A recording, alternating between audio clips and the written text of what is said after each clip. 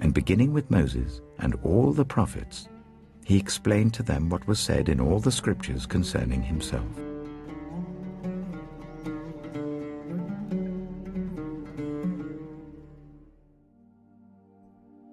Shalom, children. Today we are going to be taking a deeper look at this week's Torah portion to see where it speaks of Yeshua Ha'Mashiach. We are in the book of Devarim. The parashah this week is called Nitzavim, which in Hebrew means, "You are standing." Let's hear a summary of the parashat. Moshe continues to speak with the children of Israel just before they enter into the promised land. He describes the covenant between Adonai and those who are standing before him, from the leaders to the elders, the young ones, and the wives. He speaks about the future of the nation, warning them of the desolation and exile when they abandon their covenant with Elohim. But he then tells them of their future redemption, that is, being brought back out of exile from the ends of the world to once again be a nation under Elohim, following Adonai's perfect way.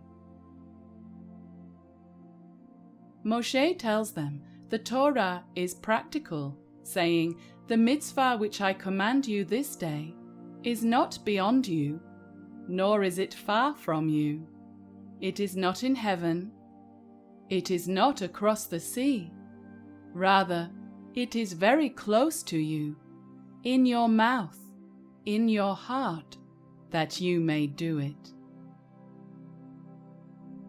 The parashah concludes with the people being told, "I have set before you life and goodness, death and evil. In that I command you this day to love Adonai, to walk in his ways and to keep his commandments. I call heaven and earth as witness today against you, that I have set before you life and death, blessing and cursing. Therefore choose life, that both you and your descendants may live." Yeshua said, "If you believed Moshe, you would believe me, because he wrote about me." So let's dig a bit deeper to see if we can find Yeshua in the scriptures. The title of our parashah, Nitzavim, means "you are standing."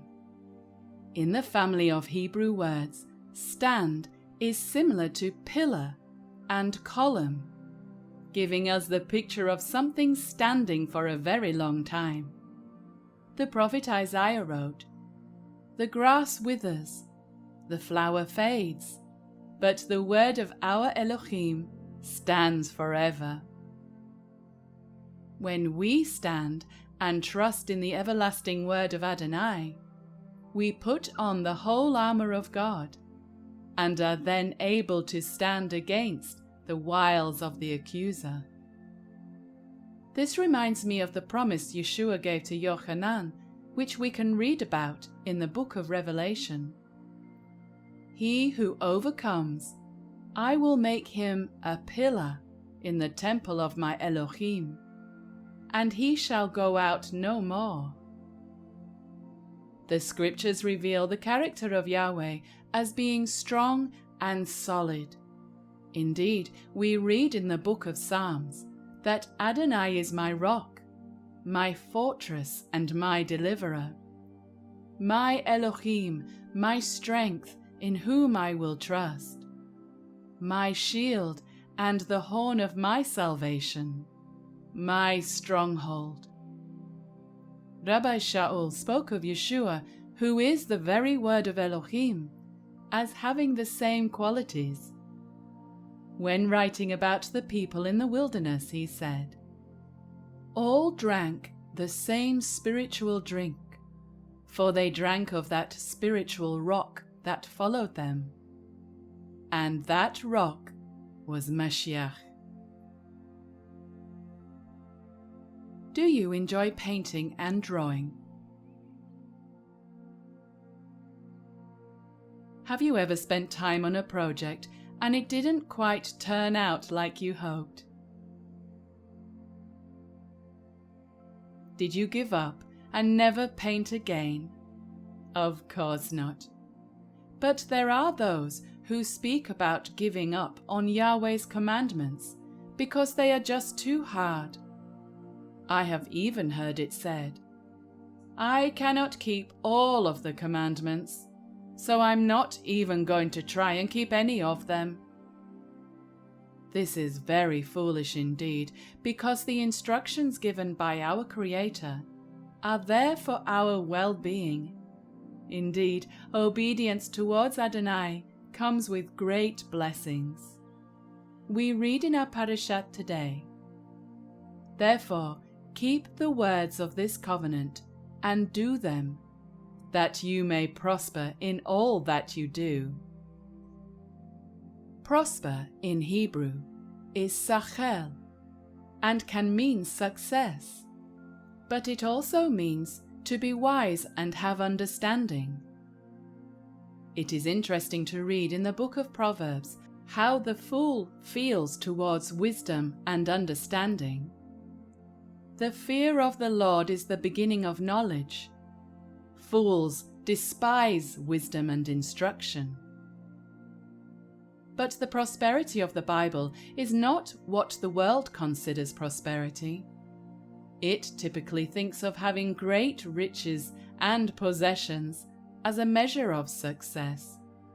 However, true prosperity according to Hebrew thought is having wisdom, which brings forth good fruit. Yeshua said, "If you abide in me, and my words abide in you, you will ask what you desire, and it shall be done for you.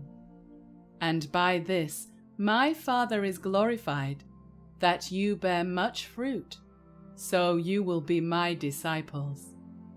And you shall know the truth, and the truth shall make you free." So what about those who say the commandments are too difficult for us to keep? Is this true? Well, Yahweh told Moshe this was not so, for we read, "This commandment, which I command you today, is not hidden from you, nor is it far off. It is not in heaven that you should say, 'Who will ascend into heaven for us and bring it to us, that we may hear it and do it?' Nor is it beyond the sea, that you should say, 'Who will go over the sea for us and bring it to us, that we may hear it and do it?' But the word is very near to you, in your mouth and in your heart, that you may do it." This reminds me of the time when Yeshua said, "Out of the heart the man speaks." And the taught one Yochanan wrote, "This is the love of Adonai, that we keep his commandments, and his commandments are not burdensome." Children, if we have the word hidden in our hearts, our mouths will speak truth and bring light into the darkness. Let's be encouraged with the final words of today's parashat. "I have set before you life and death, blessing and cursing. Therefore choose life, that both you and your descendants may live, that you may love the Lord your God, that you may obey his voice, and that you may cling to him. For he is your life and the length of your days." Well, children, that is the end of our study for today. So we will see you next time, when we search the scriptures together. Shalom.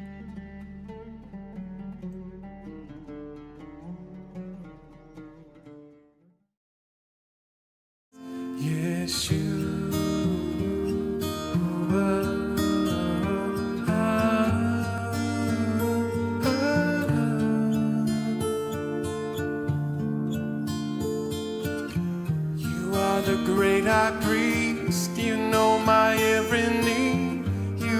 understand my weaknesses. Your gentle, humble heart sets me truly free. Oh,